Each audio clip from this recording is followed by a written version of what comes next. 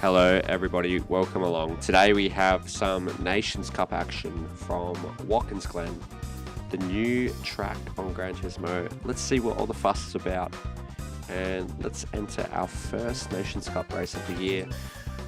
Looking at quali, which put us about 7/10 off pole, but a respectable P7 in the first race of the night. We got the jump on Matt Simmons in lap 1 before lap 2, torpedoing ourselves into the realm. Unfortunately, that's going to cost a few tenths of a second.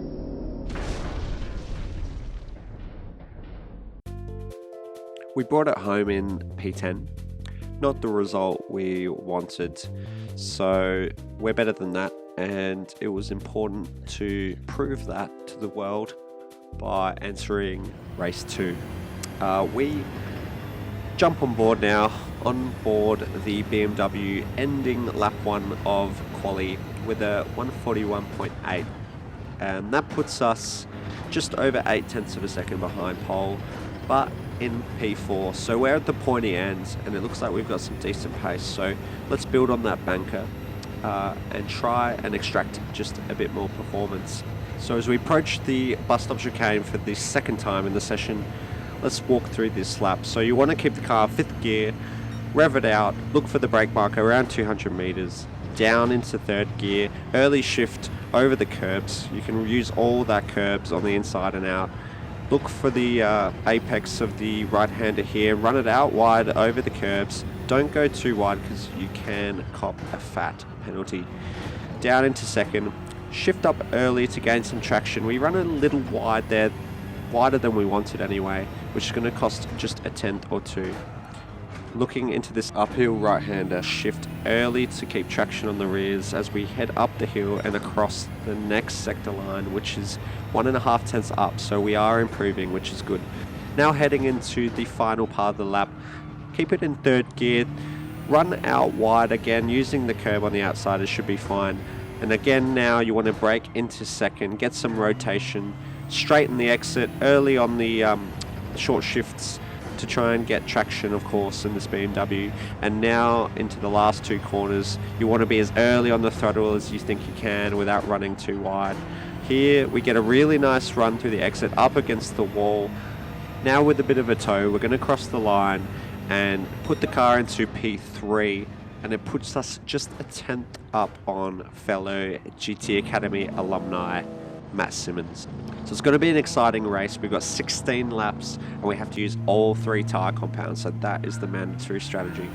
So starting the race now, we have chosen to start on the soft tyre and try and gap the rest of the midfield as much as we can and stick with the leaders ahead.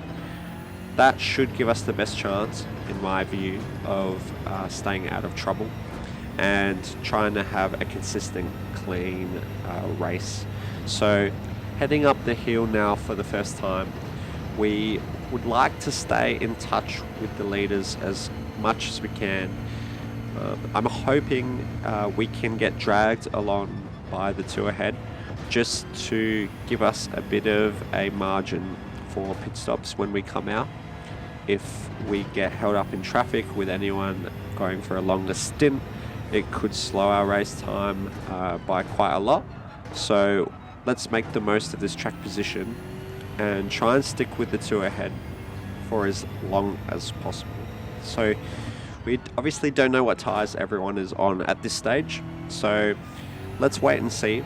We can see we've already managed to gap P4, Matt Simmons, who of course is a GT Academy champion and used to race in the Blancpain GT series with Nissan, so we know what he's capable of, and we managed to put a gap onto him in P4 now at around 3 seconds. So over 1 lap, that's obviously quite a big margin we've been able to pull out, so it would suggest that he is on either the medium or the hards. So let's see if he's going to come into box as we head towards the finish line now to complete lap 1. And just as expected, you can see Matt Simmons there has come in off the hard tyre. So He is now going to be moving on to either the soft or the medium, which is going to give him a tyre advantage later in the race. So just keep an eye on that one, because things could get a little sweaty later on. You can see here we're managing to stay reasonably close to P2 McEwen. He's just about 0.4 of a second up the road, and that is a pretty good place to be for us, because you can see the margin to the cars behind already growing, and we are getting dragged along nicely out of that midfield battle. So things are working out well. These soft tyres are going to degrade pretty quickly and aggressively, so I think they can usually last about 5 to 6 laps in the BMW anyway. So our current thinking is to take these soft tyres to about lap 6 before we come in for our first stop. So we're going to have to be in a stage of management at this point, and let's try and eke out the soft tyre for as long as possible. Skipping ahead now to lap number 5, things are going to get a little interesting. So McEwen is still just 1 second ahead, so we've managed to keep a relatively good pace throughout our soft tyre stint, and now we are approaching the first round of pit stops. You can see our tyres are getting a little worse for wear, but we want to try and extend these for at least one more lap, so that we only have to run the hard tyre for 1 lap or 2 at the end. Now we go through the bus stop chicane, and we take a bit too much curb, which unsettles the car, but we manage to just keep things all straight before heading into the long right-hander. But the tyres are becoming more and more and more of a factor, so it's definitely getting to those stages where you can easily make a mistake, and you'll see that McEwen ahead is going to suffer from that fate as he torpedoes himself into the realm to promote us into a P2. You can see he got a bit of grass on the outside there, which sent the car heading straight towards the barrier, and that is going to be a big advantage for us. Perhaps, maybe we could just sneak into a P2 today. So a massive mistake, and unfortunate. It's very easy to do on the worn tyres, as even our tyres at this point you can see are getting pretty worse for wear. And the problem really driving on the worn tyres is obviously twofold. I mean, it's quite obvious, but you not only get into a scenario where your rears start to go, which causes a loose rear on power, which can lead to torpedo town, but more of an issue is actually the front axle, with a lot less grip on the front axle, which obviously causes chronic understeer, and that just means you're bleeding lap time. So now we are at the stage where a soft tyre is about as slow or slower even than a medium. So this is going to be the lap that we want to come in. You can see that the initial bite on turn in is quite a lot worse than originally at the start of the race. And what makes that even worse is then it takes longer to apply full throttle, which means you bleed time down the next straight. So here is a great example. You can see the car washing out to the outside of the turn, and it means we have to delay our throttle inputs. So we're over a second down on our personal best lap. So that's pretty slow. So we're now we're at the crossover. We need some mediums, fresh mediums. So like I said, you have to use all tyre compounds in this race. So we'll move on to the medium, and we'll try and keep a decent middle stint pace and not get involved in any traffic, because we are now on for at least P3 or potentially even a P2. So as we head into the pit entry, got to be super careful not to cross that yellow line because you'll cop a fat 3-second penalty.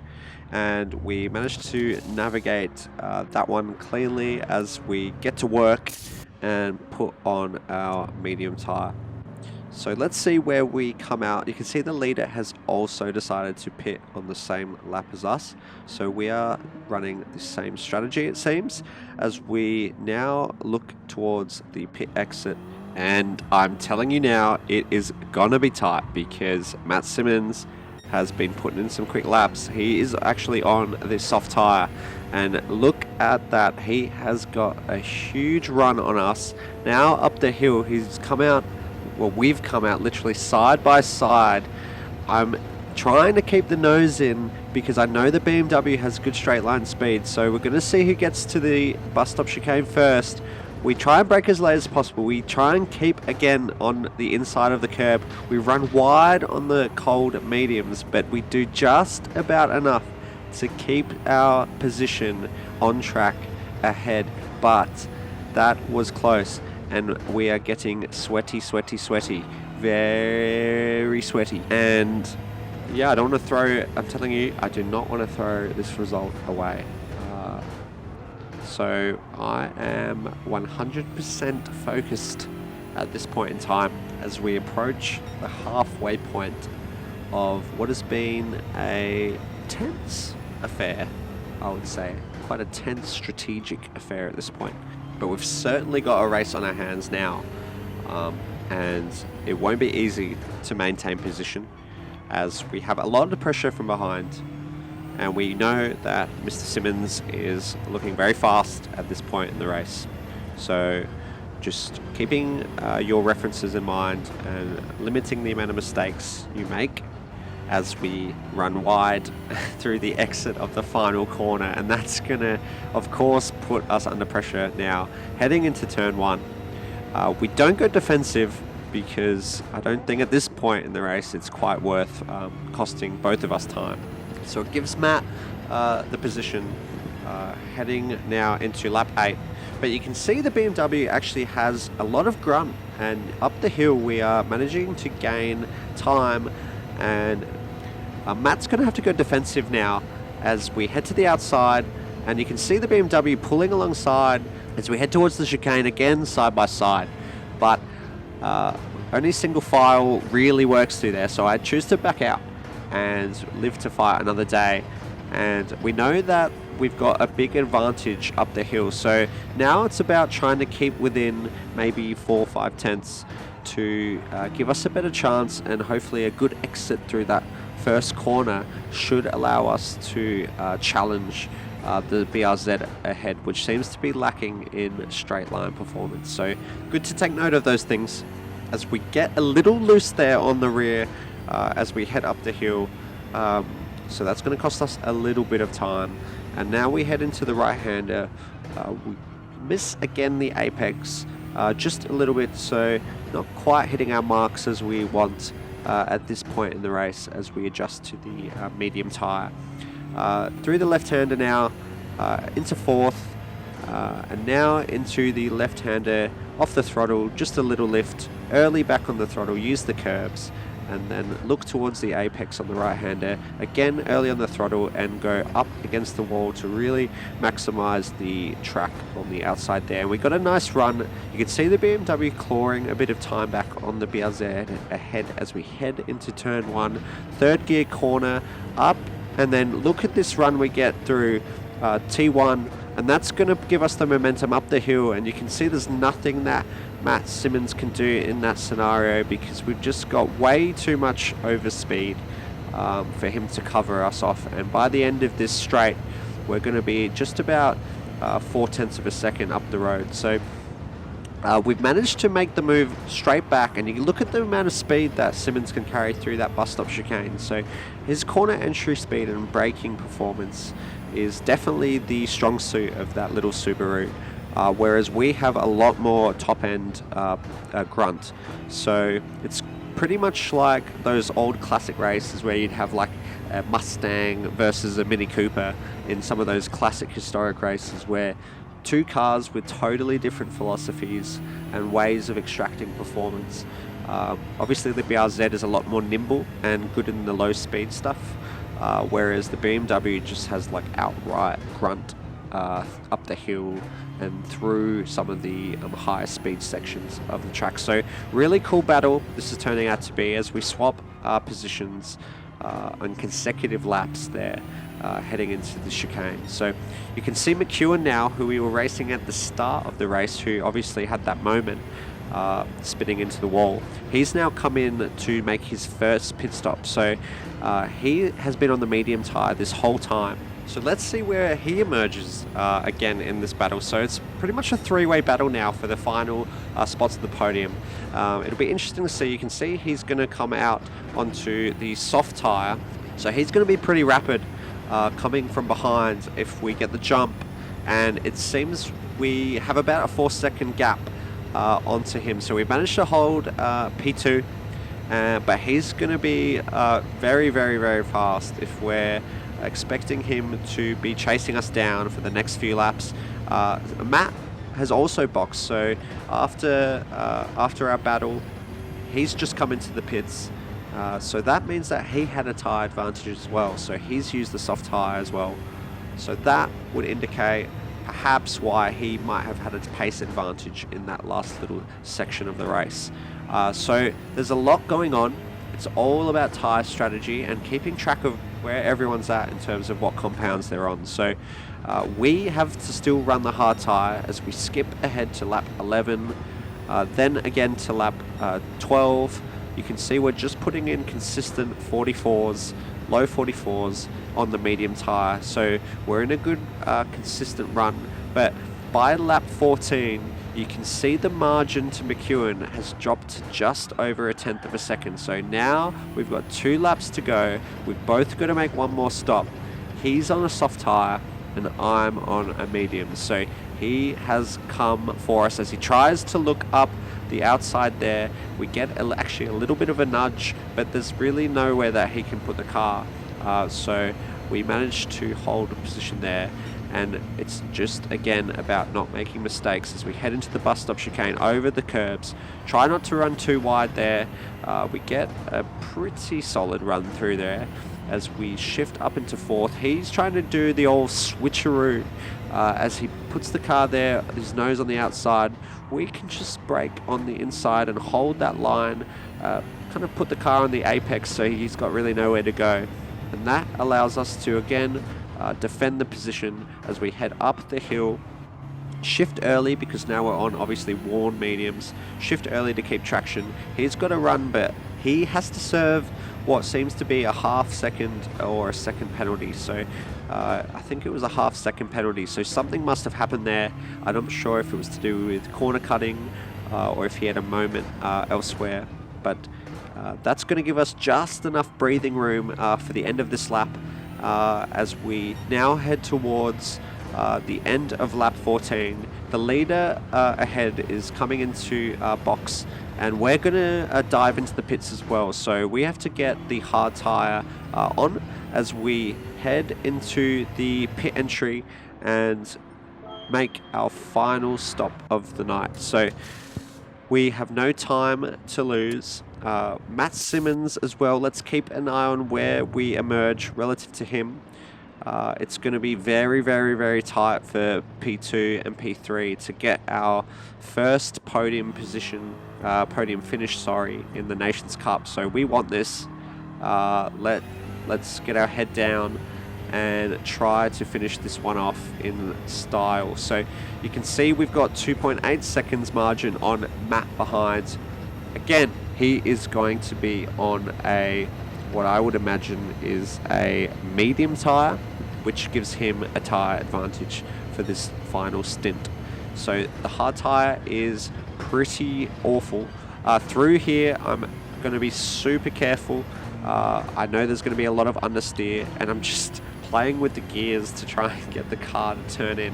It's a bit of a Gran Turismo hack, but cold hard tyres, there's just no turn in, and the car just feels a bit like the Titanic.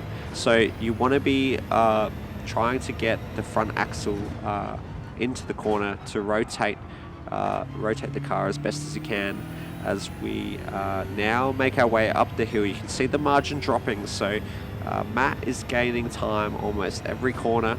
You can probably expect, about a tenth per corner on those medium tires he's going to be able to gain. So he will be on us by the end of this race, as McEwen now comes in to make his final stop. So he's now coming off the soft tire and will again be coming onto the hard tire like we are, but he's managed to get an extra lap of soft tire than we have, or either an extra lap of soft or extra lap of medium, but either way he only has to do one lap on the hard. So we'll see where he emerges. Has he been able to get the jump on us?